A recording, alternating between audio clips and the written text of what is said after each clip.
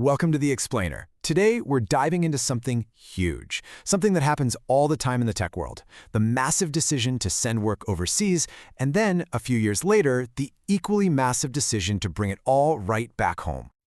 So, let's get right to it. Why does this happen? I mean, it seems completely backwards, right? Spend a fortune to get rid of a project, then spend another fortune to get it back? But believe it or not, there's a real strategy behind this madness. And understanding this cycle, well, it tells us a ton about what modern companies are really thinking.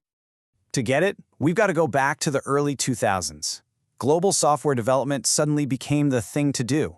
And this wasn't just about offloading a few simple tasks. Oh no, this was a full-blown gold rush, a major strategic pivot for businesses everywhere. And it evolved into this really ambitious idea called transformational outsourcing. The goal here was to go way beyond just cutting costs. It was about creating these deep partnerships with providers who could actually help you innovate and totally reshape your business from the ground up.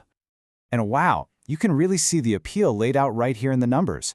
A survey of 100 industry insiders shows exactly what they were chasing. Cost savings, no surprise, is at the top, with a massive 81% impact score. But look at this. Focusing on the core business and getting access to global talent, they're right on its heels. This was the dream. But you know how these things go. The reality didn't quite live up to the hype. In fact, for a lot of companies, that dream started to sour, and a whole new set of problems began crawling out of the woodwork. And here's a side-by-side of that promise versus the cold, hard reality. It's pretty stark. Those amazing cost savings? Yeah, they often got completely swallowed up by all these hidden coordination costs nobody planned for.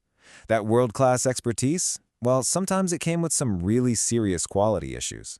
And that dream of being more efficient, it turned into this nightmare of losing total control over your own project. So when you dig into it, the failures usually boil down to a handful of key culprits. You've got everything from just picking the wrong partner in the first place, to massive communication breakdowns, and even serious security risks. What was supposed to be a brilliant move turned into a giant headache. So, companies got fed up. And this growing frustration didn't just lead to them switching vendors. No, this was a massive U-turn, a huge strategic shift that got its own name: backsourcing. Yep, it's pretty much what it sounds like. It's hitting the giant undo button on that outsourcing decision.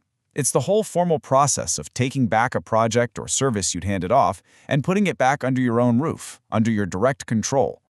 And this table, this tells the story perfectly. It shows us exactly why companies were hitting that undo button. In a study of 26 real-world cases, what were the biggest reasons for bringing it all back home?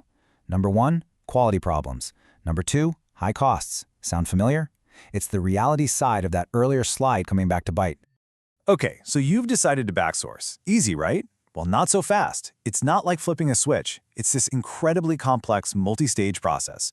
You have to manage everything from ending contracts to literally rebuilding entire teams from scratch and making sure all that critical knowledge gets transferred back properly.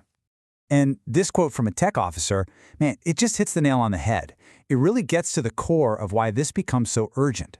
It stops being just about cost or quality. Suddenly, it's about protecting the company's DNA, its secret sauce, before it just vanishes for good. So you did it. You brought the project home. Congratulations. But now you have a brand new headache.